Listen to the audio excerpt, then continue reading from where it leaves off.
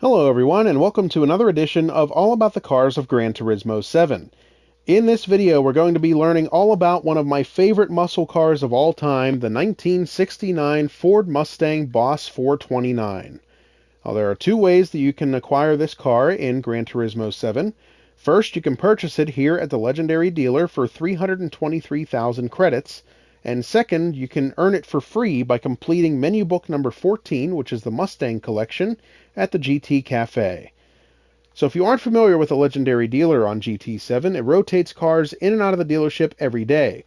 So this car may or may not be available for you to purchase at the time that you watch this video, but it will eventually rotate back into being available for purchase again in the near future. So be sure to check back often for its availability if you'd like to acquire it in this fashion.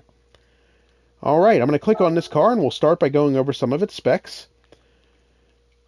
First, this car comes stock with 497.21 performance points. It has an FR drivetrain, meaning that the engine is situated at the front of the vehicle and the rear wheels drive the car. The maximum stock power is 374 horsepower at 5,000 RPM. The weight is 3,558 pounds and the engine is naturally aspirated. Now we're going to click on Learn More and see what McKeel has to say about this car. This is the legendary Mustang equipped with the Boss 429 Ford race engine.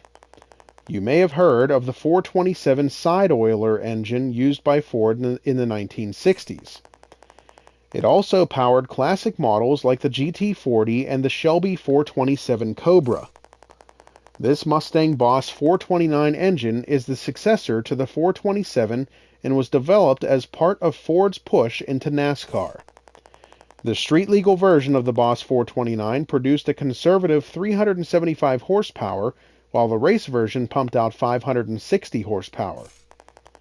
NASCAR regulations required 500 of these engines to be mass-produced. After fulfilling NASCAR's homologation requirement, the Mustang Boss 429 ended its production run in just 2 years.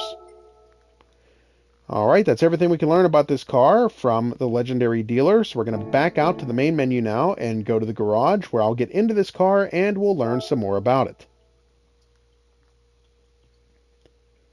So here at the garage, I'm going to click on Change Car. We got to scroll down to F for Ford. And now we just have to find this legendary Mustang, and here it is.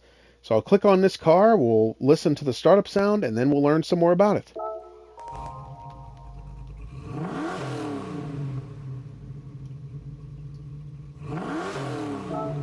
Alright, we're going to click on Car Collection, go to this vehicle, and we'll learn some more by reading this short description about it.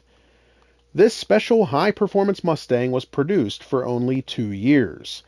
The Ford Mustang has always included high-performance versions in its lineup, with many examples created especially for racing. One of the first special Mustang versions to be specifically used in motorsports was the GT350, developed by Shelby American for SCCA races.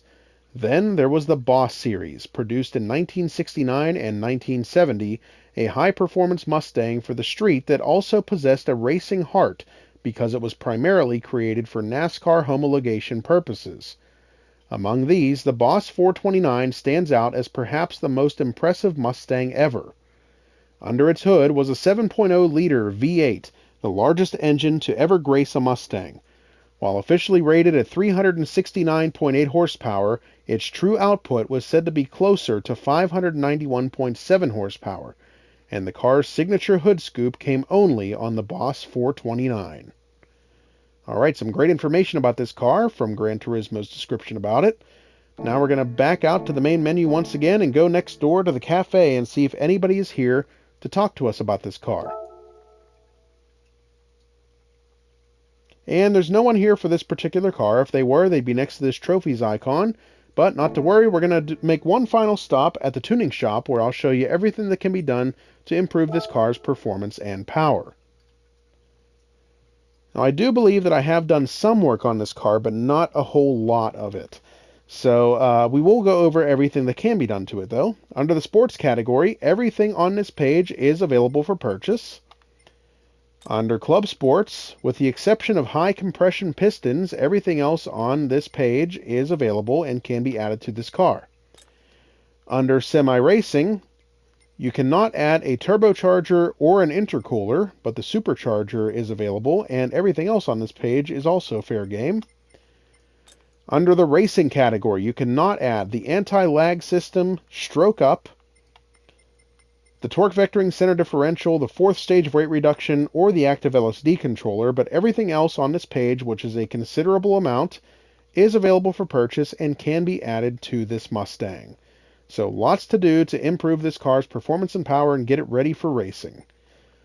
Alright, that's everything we can learn about this car from Gran Turismo 7, so I hope you enjoyed the video and I hope it helps you to determine whether or not you'd like to add this car to your collection. Stay tuned for more videos highlighting all of the cars of Gran Turismo 7. Don't forget to like and subscribe to our YouTube channel. Thanks for watching, and we'll see you next time.